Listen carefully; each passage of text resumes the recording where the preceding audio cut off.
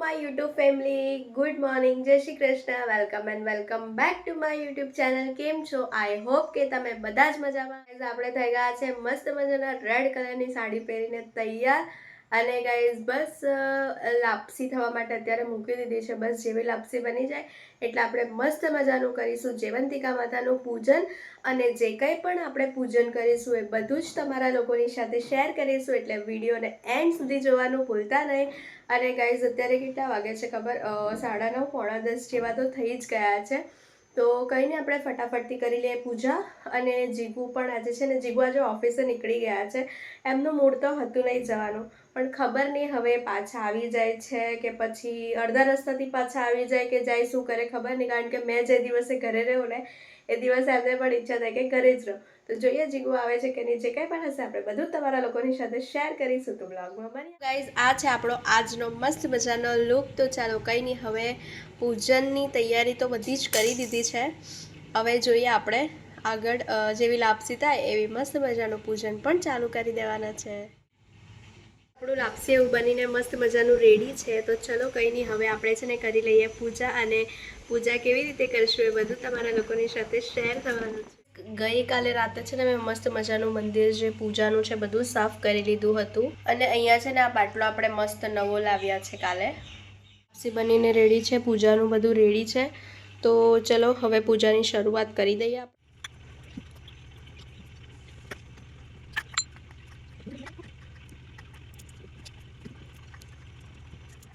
બોલો જીવંતિકા માત કી જય.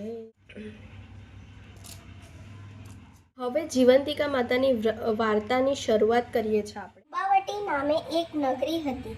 ત્યાં રાજા રૂપસેનાનું રાજા ઘણો ભલે અને શૂરવીર હતો. વળી પ્રતાપી પણ એવો જ. અને રાણીનું નામ રૂપાદેવી હતું. નામ પ્રમાણે જ રૂપ ગુણનો ભંડાર, સદાય પતિના પગલે ચાલનારી. રાજા રાણી ઘણા જ દાની. એમના આંગણેથી કોઈ પાછું ન જાય. પ્રજાપાલક તો એવા કે પ્રજાના સુખે દુખે અને પ્રજાના દુખે દુખી થાય. નગરમાં સમૃદ્ધિનો છોડ ઉડે. રાજમાં કોઈ દુખી નહીં, કોઈ દરિદ્ર નહીં. સેવકો ખમ્મા કરતા ચોમર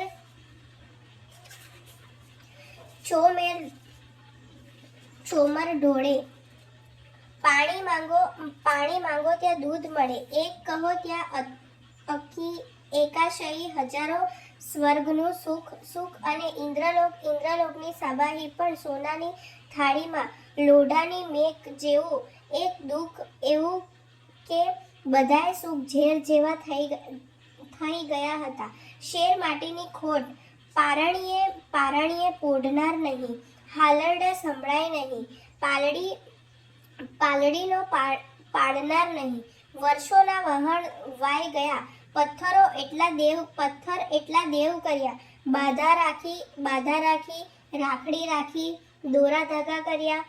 પણ રાણીનો ખોડો ન ભરાયો, તે ન જ ભરાયો. રાણી રૂપસેન તો ઘણો ભલે માણસ હતો.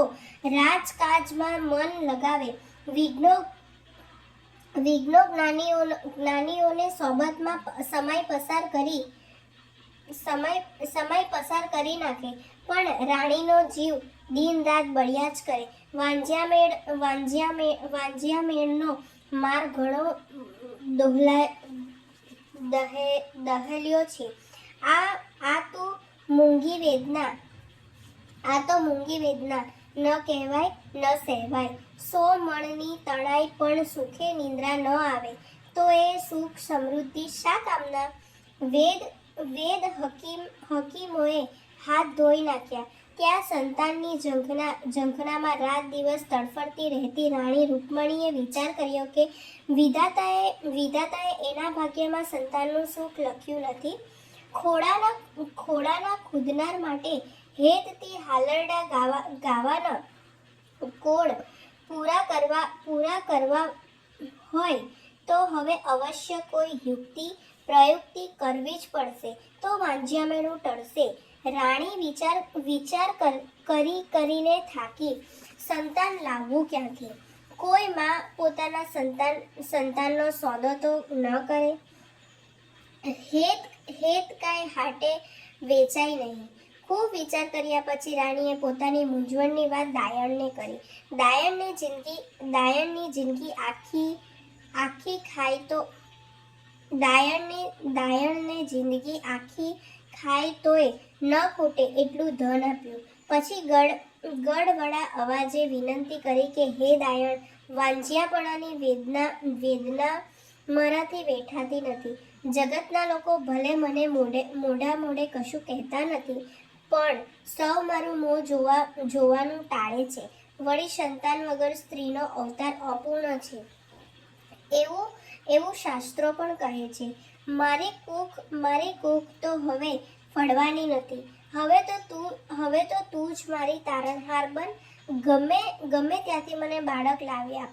એવી યુક્તિ કર કે જગતને જાણ ન થાય અને હું જનેતા બની જાઉં. આટલું બોલતા રાણીની આંખમાંથી ડબ કરતા આંસુ સરી પડ્યા. રાણીને રૂંધન કરતી જોઈ દાયણનું દિલ પણ પીગળી ગયું. એણે નક્કી કર્યું કે વેયુની વેદના વેઠ્યા વગર રાણીને ખોળાનો ખુદનાર લાવી દઉં તો જ હું દાયણ સાચી. દાયણ તો કહેવા લાગી, હે રાણીમાં, રુદન ન કરો, આસુડા ન સારો. તમારું દુઃખ એ મારું દુઃખ. હું કહું એમ કરો તો 9 માસે બાળકને તમારા ખોળામાં રમતું મૂકી દઉં. તો જિંદગી આખી તારા પગ ધોઈને આખી જિંદગી તારા પગ ધોઈને પાણી પીવું. તને સૌને મઢાવું અને હિરલને જડાવું. દાયણની વાત સાંભળીને રાણી તો હરખ ગેલી થઈ ગઈ. મને માં કહેનાર મળે તો તું કહે એ કરવા તૈયાર છું. તું કહે એ વ્રત કરું અને કહે એટલા ઉપવાસ કરું. ત્યારે દાયણ કહેવા લાગી કે રાણીમાં, વ્રતેય નહીં કરવું અને ઉપવાસે નથી કરવાના. મારી વાત ધ્યાનથી સાંભળો. કોઈને ખબર ન પડવી જોઈએ. આ વાતની જાણ બીજાને થઈ જશે તો કર્યું કરાવ્યું ધૂળ થશે. એક તમે જાણો ને બીજું હું જાણું, ત્રીજું કોઈ નહીં જાણે. સંતાનની ઘેલછામાં અંત બની ગયેલી રાણી બોલી, હે દાયણ, હવે વાતમાં મોણ ન નાખ. ઝટ કે મારે શું કરવાનું છે? કરવાનું કાંઈ નથી. તમે આજે જ સારા દિવસોની જાહેરાત કરી દો. દાયણ બોલી, એવી જાહેરાત તો કેમ કરીને થાય? ખોટું કેટલા દાડા ચાલે? કાલે 9 માસ પૂર્ણ થાય. મારે બાળક લાવવું ક્યાંથી? આખી નગરી મારી મશ્કરી કરે. રાજાની આબરૂ જાય. રાણી હતાશ અવાજે બોલી, તમારી આબરૂ નહીં જાય, એની જવાબદારી મારી. દાયણ હસતા બોલી, જુઓ રાણીમાં, આ નગરમાં એક ગરીબ બ્રાહ્મણી રહે છે. એને સારા દિવસો છે. મારા પાડોશમાં જ રહે છે. એની સુવાવડ કરવા મારે જ જવાનું છે. તમે અત્યારથી જ સારા દિવસોની જાહેરાત કરી દો. 9 માસ પૂર્ણ થયા બાદ બ્રાહ્મણી જે બાળકને જન્મ આપશે એને હું અહીં લઈ આવી અને તમારા પડખામાં સુવાડી દઈશ. કોઈને કાનોકાન ખબર નહીં પડે અને તમે જનેતા બની જશો. પણ બ્રહ્માણી પૂછશે તો? રાણીએ પૂછ્યું તો હું કહી દઈશ કે મરેલું બાળક અવતર્યું હતું એટલે દાટી દીધું. બસ વાત પૂરી. તમે જરાય ચિંતા ન કરો. હું કોઈ ગંધ નહીં આવવા દઉં. દાયણ વિશ્વાસપૂર્વક બોલી. રાણીને દાયણની યુક્તિ ગમી તો ઘણી, પણ ગમે તેમ તો એ ખાનદાન સ્ત્રી હતી. એના આત્માને આ યુક્તિ ન ગમી. એ કહેવા લાગી, હે દાયણ, બાળકને જનેતાના ખોળામાંથી છીનવી લેવું એ તો પાપ કહેવાય. વેલને વૃક્ષથી, વાછરડાને ગાયથી અને ધાવતા બાળકને જનેતાથી છીનવી લેનારનો કુપી પાપ નર્કમાં વાસ થાય છે. એવું મહાપાતક આચરણના મારું મન માનતું નથી. રાણીની વાત સાંભળીને દાયણ તો મોં બગાડતા બોલી, આવી વેદ્યા વેડા કરશો તો આખી જિંદગી માળા ફેરવ્યા કરશો, તોય બાળકનું મુખ જોવા પામશો નહીં. અને કોણે કહ્યું કે પાપનું કામ છે? અરે, આ તો પુણ્યનું કામ છે, પુણ્યનું. એ કઈ રીતે? રાણી વિસ્મય થઈને પૂછવા લાગી. જુઓ રાણીમાં, ધારો કે ભૂખડી બારસ જેવા લોટમંગા બ્રાહ્મણના ઘરે દેવની દયાથી દીકરો જન્મ્યો, તોય એના બાપની જિંદગી આખી ઘેર ફરીને ચપટી લોટ માંગવાનો જ છે ને. ગરીબ બ્રાહ્મણી એને આપીને શું સુખ આપવાની છે? એના કરતાં એનો દીકરો તમારી પાસે હોય તો એનો ભવ તો સુધરી જાય. જિંદગી આખી રાજ કરશે, રાજ સિંહાસને બેસી ઘોડો ખેલાવશે. નહીં તડકો વેઠવો, નહીં તાડ વેઠવાની. કોઈ જીવને દુઃખના દરિયામાં ડૂબતો બચાવીને સુખના સિંહાસન પર બેસાડવો એ પુણ્યનું કામ ખરું કે નહીં? બ્રાહ્મણીનું સંતાન સુખી થાય અને તેની ઈચ્છા પૂરી થાય. દાયણની વાત સાંભળીને રાણીનું મન ચક્રાવે ચડી ગયું. આત્માનો અવાજ દબાતો ગયો અને સંતાનની ઘેલછા વધુને વધુ તીવ્ર થતી ગઈ. આખરે મમતા જીતી ગઈ. રાણીએ દાયણની યુક્તિને અમલમાં મૂકવાનો પાક્કો નિર્ધાર કરી લીધો. રાજા મહેલે પધાર્યા ત્યારે વાત કરી કે પોતાને સારા દિવસો છે. રાજાના આનંદનો પાર ન રહ્યો. નગરીના લોકો પણ ઘણા રાજી થયા અને ભગવાનને પ્રાર્થના કરવા લાગ્યા કે રાણીની કુખ રાજનો વારસ જન્મે. રાણીએ તો ગર્ભવતી હોવાનું બરાબર નાટક કરવા માંડ્યું. એમ કરતા 9 મહિને પૂર્ણ થયા. બ્રાહ્મણીની કુખે દેવના ચક્કર જેવો દીકરો જન્મ્યો. દાયણ તરત એને મહેલમાં મૂકી ગઈ અને બ્રાહ્મણીને મરેલું બાળક અવતર્યું છે એમ કહી સમજાવી દીધી. આ બાજુ મહેલમાં આનંદ છવાયો. રાજા પણ હર્ષઘેરા થઈ ગયો. આખા નગરમાં આનંદ છવાઈ ગયો. ઘેર દીપમાળા પ્રગટી, સાકરના પેંડા વહેંચ્યા, દાસીઓને ઇનામ આપ્યા. આ બાજુ પુત્રની સાચી માતા બ્રાહ્મણી વિલાપ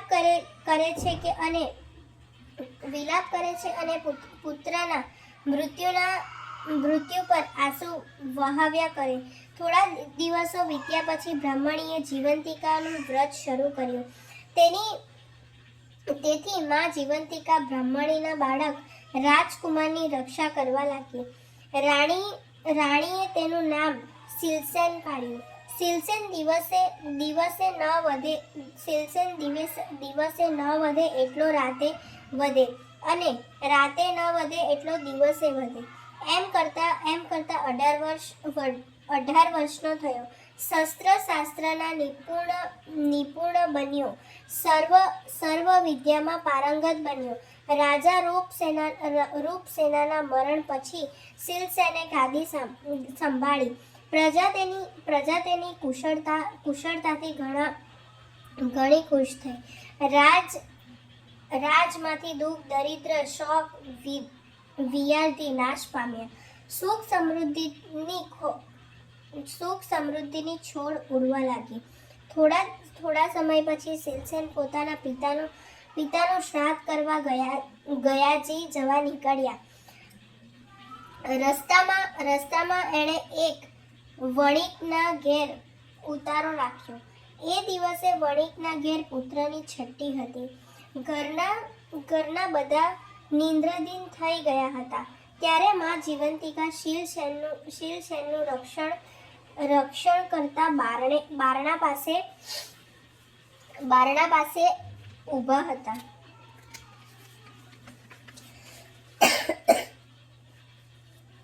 માં જીવંતિકાએ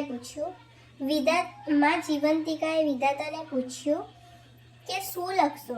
ત્યારે વિધાતાએ જવાબ આપ્યો કે આ બાળક કાલે મરી જશે. આ સાંભળી માં જીવંતિકાએ પૂછ્યું, જ્યાં મારા પગલાં પડે ત્યાં અમંગળ કદાપી ન થઈ શકે, માટે બાળકનું 100 વર્ષનું આયુષ્ય લખો. વિધાતાએ માં જીવંતિકાની આજ્ઞા માથે ચડાવી. બીજા દિવસે વણિકે પોતાના બાળકને જીવતો જોયો તો એ ગદગદ થઈ ગયો, કારણ કે એને ત્યાં જન્મેલા બાળકો 7મા દિવસનો સૂરજ કદી ન જોતા. એણે ખાતરી થઈ ગઈ કે આ બધો પ્રતાપ આ મુસાફરનો જ છે. શિલસેન બીજા દિવસે જવા તૈયાર થયો ત્યાં વણિકે ખૂબ જ આગ્રહ કરીને એકવાર ફરી આવવા કહ્યું. શિલસેને વચન આપ્યું કે શ્રાદ્ધ કરીને પાછો ફરીશ ત્યારે અવશ્ય તમારા ત્યાં રાતવાસો કરીશ. વણિકની વિદાય લઈ શિલસેન આગળ વધ્યો. રસ્તામાં આવતા તીર્થોનું દર્શન કરતો ઘણા દિવસે ગયાજી પહોંચ્યો. ત્યાં શ્રાદ્ધ કરીને જ્યાં પિંડદાન દેવા ઊભો થયો ત્યારે નદીમાંથી 2 હાથ બહાર આવ્યા. આ જોઈ શિલસેનના અચરજનો પાર ન રહ્યો. એણે પિંડ એક હાથમાં મૂકી દીધો. ત્યાંથી ફરતો શિલસેન બરાબર એક વર્ષ પહેલા વણિકના ઘરે આવ્યો અને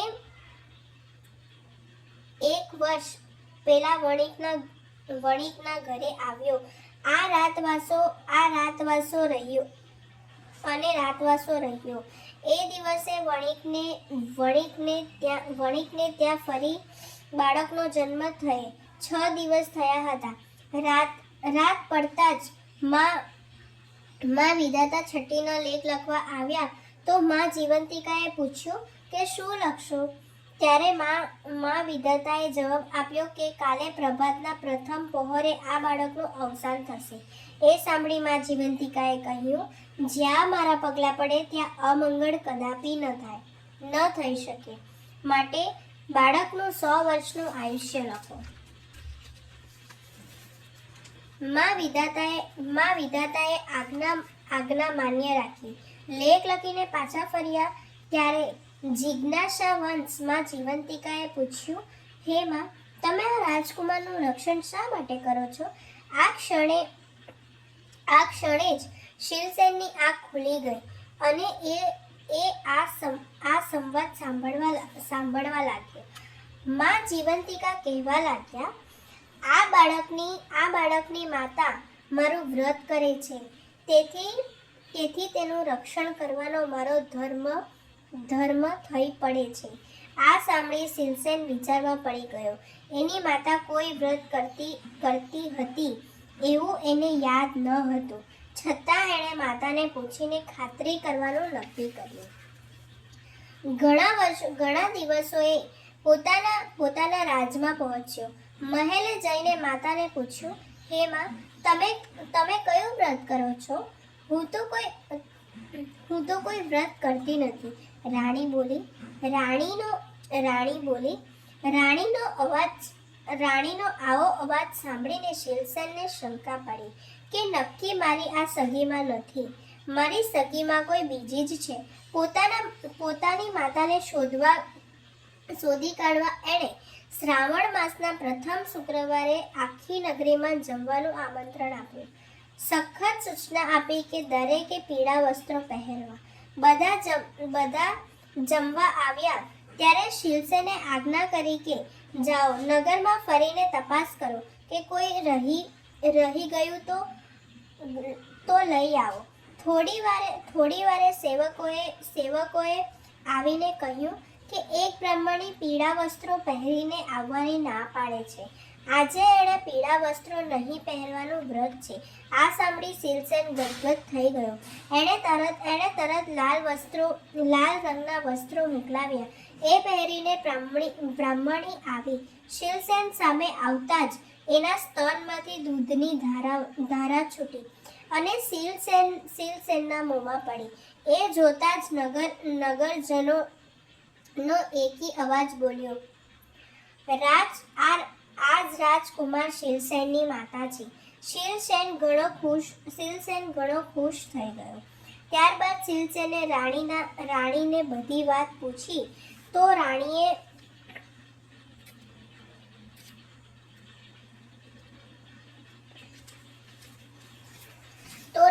રડતા બધી જ વાત જણાવી દીધી.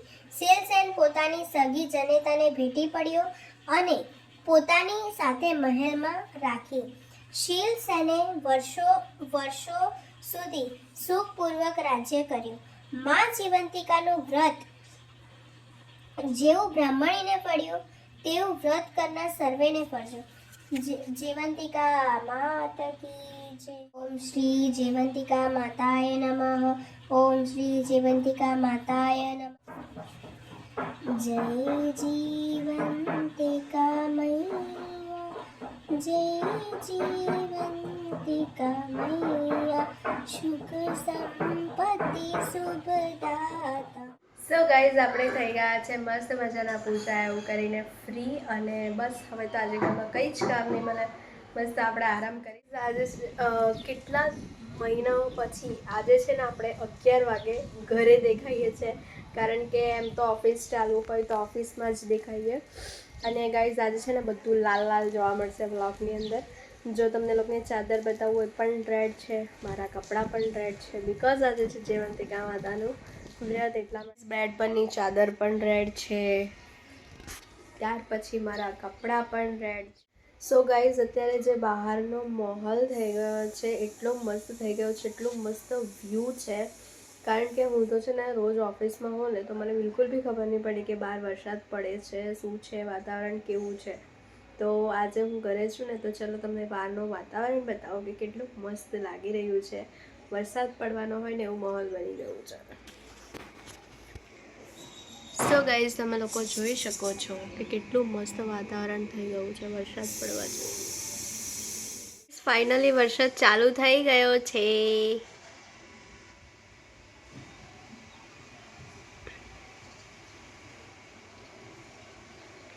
ધીમો ધીમો વરસાદ ચાલુ થઈ ગયો છે. તો ગાઈઝ અત્યારે અમે લોકો જઈ રહ્યા છે બહાર મસ્ત ફરવા માટે. અને જીગુ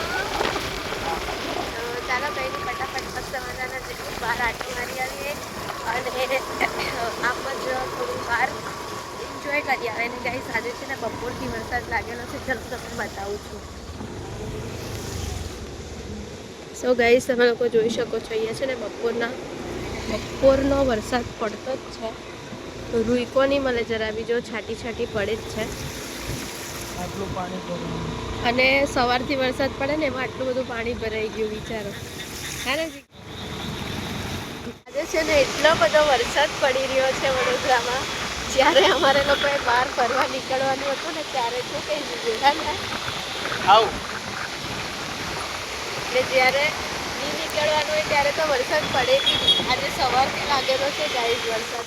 ગાઈઝ અમે લોકો મસ્ત મજાના આવી ગયા છે બહારથી જઈને. અને ગાઈઝ જે આજે બપોર પછીથી જે વરસાદ પડે છે હદ પાર, એની કોઈ વાત જ નહીં. એમ છાંટી કન્ટિન્યુ વરસાદ છે. અને ગાઈઝ આજનો દિવસ છે ને મસ્ત ગયો મારો એકદમ. તો હવે ચલો કંઈ નહીં, જોઈએ હવે આગળ શું છે પ્લાનિંગ, કારણ કે જીગુને જે બહાર જમવાનું હતું એ પણ જમીન આવી ગયા છે. અને જોઈએ કાલે હવે વરસાદ પડે છે કે નથી પડતો. થયા છે અમે લોકો મસ્ત મજાના કપડાં મસ્ત બધું ચેન્જ કરી લીધું છે. હવે બસ ઓલમોસ્ટ સુવાનો ટાઈમ થઈ ગયો છે. ગાઈઝ આજના બ્લોગ માટે જો બ્લોગ સારો લાગ્યો હોય તો લાઈક, કમેન્ટ, શેર અને ચેનલ સબસ્ક્રાઈબ કરવાનું ભૂલતા નહીં. મળીએ એક મસ્ત મજાના બ્લોગની સાથે. ત્યાં સુધી હરે કૃષ્ણ, બાય.